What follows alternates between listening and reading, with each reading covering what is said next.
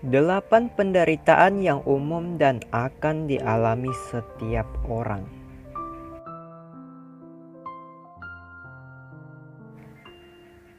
Manusia lahir dalam dunia ini akan mengalami berbagai macam penderitaan dan kebahagiaan. Penderitaan dalam kehidupan manusia dapat dikatakan ada 8 macam. Dirangkum menjadi 8 bagian untuk memahami fenomena kehidupan.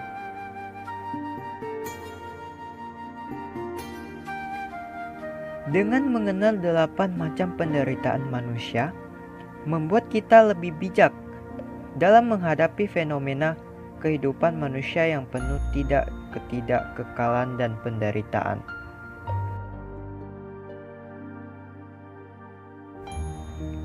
Mengapa dapat mengalami penderitaan dan menjadi manusia?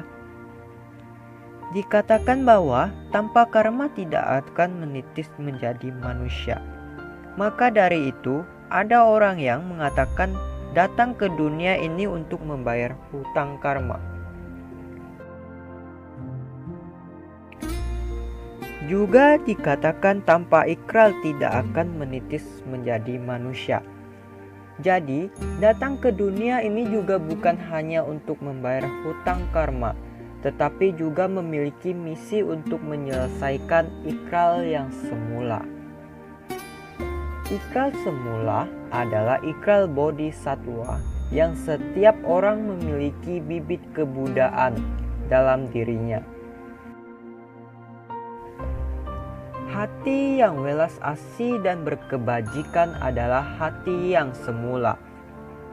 Apalagi terlahir sebagai manusia sangat tidak mudah, maka harus menghargai kesempatan terlahir sebagai manusia dengan baik melakukan kebajikan. 8 penderitaan manusia yaitu 1. Lahir. Setiap bayi yang begitu lahir ke dunia yang selalu menangis karena mengetahui bahwa dirinya akan mengalami banyak penderitaan.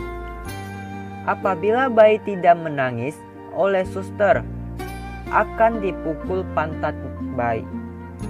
Karena menangis merupakan tanda hidup dan menandakan kesehatan bayi. Inilah penderitaan seorang manusia yang pertama. Yang kedua adalah sakit. Setelah menjalani kehidupan, karena tubuh terbentuk dari darah dan daging, maka manusia akan terikat oleh 4 unsur duniawi. Dan unsur tersebut tidaklah sejati, sehingga gangguan dari unsur dalam tubuh manusia akan menyebabkan penderitaan sakit jasmani. Belum lagi penyakit yang berasal dari karma, yang sering kali tidak ada obat penawarnya. Juga badan mengalami 4 musim membuat manusia tidak dapat lolos dari penderitaan sakit. Rasa dingin, panas akan silih berganti. Ketika hujan menginginkan hangat, ketika musim panas menginginkan dingin. Ketidakpuasan selalu menghantui kehidupan manusia. Yang ketiga adalah tua. Waktu terus silih berganti. Berlalu tidak terasa sekarang telah tua. Untuk makan susah, mau bergerak susah. Untuk tidur badan juga terasa sakit semua. Maka harus dijaga. Apabila tidak sesuai, akan menyebabkan sakit karena badan sudah mengalami fungsi organ tubuh telah menurun. Yang keempat adalah mati. Hingga pada akhirnya manusia tutup usia. Mati juga menderita. Unsur dalam tubuh mulai berpisah, membuat raut wajah menjadi ketakutan, dingin dan menghitam. Saat kematian, memori menjadi meningkat. Apabila banyak melakukan kejahatan, akan menambah rasa takut saat kematian. Roh menjadi tidak tenang, maka seringkali dibacakan doa untuk menenangkan almarhum.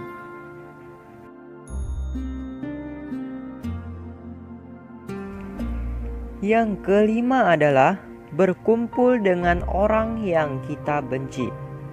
Setiap kali berkumpul dengan orang yang kita benci, bertemu dan harus bekerja sama dengan orang kita benci, semua itu akan menyebabkan penderitaan dalam hati. Untuk menghilangkan penderitaan ini, terlebih dahulu harus melembutkan hati sendiri. Setiap orang memiliki pemikiran sendiri. Setiap orang tidak sama pemikirannya. Terkadang tidak semua hal berjalan sesuai keinginan.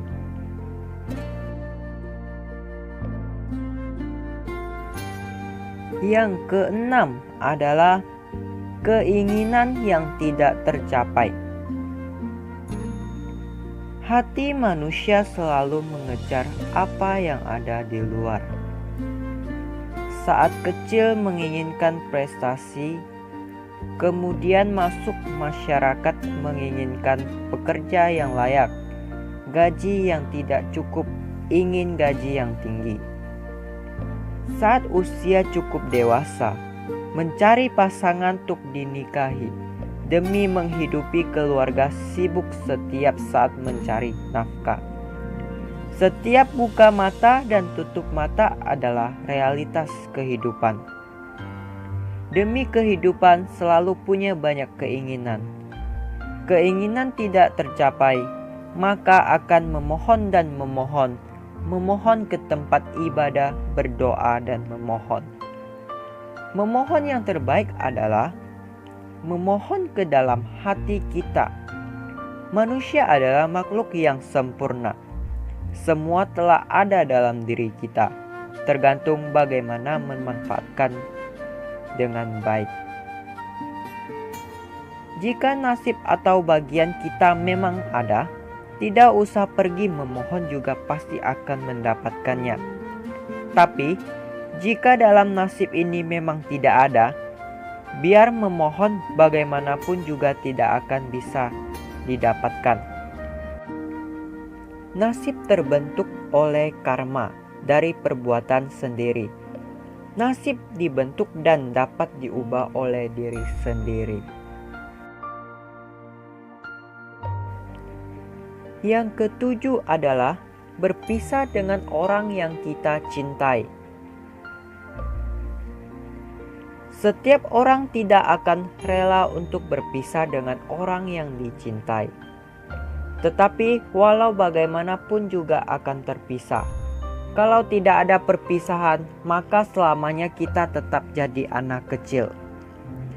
Pada suatu hari, kelak pasti akan meninggalkan orang tua kita, meninggalkan keluarga, dan mulai hidup sendiri hingga membangun sebuah keluarga, memulai lembaran kehidupan kita yang baru.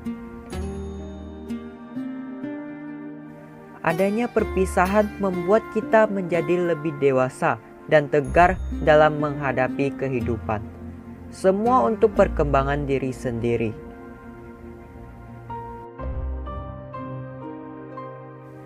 Yang kedelapan adalah penderitaan dari Pancaskanda. Pancaskanda merupakan penderitaan panca indera badan jasmani yang dapat dilihat, didengar, bau-bauan, sentuhan, dan perasaan. Fenomena ini karena tidak ada yang abadi membuat manusia jadi melekat, menimbulkan perilaku ingin memiliki, mempertahankan, menimbulkan kesadaran, memori, dan menyimpan segalanya. Karena ada kemelekatan akan ada di pikiran. Hati tidak tenang, tidur juga tidak tenang. Karena ada kemelekatan akan ada tumimbar lahir lagi. Cara mengakhirinya adalah melepaskan dan menemukan diriku yang sejati.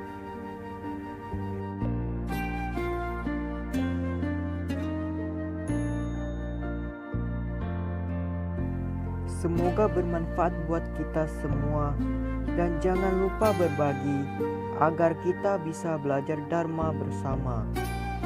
Namo Amin.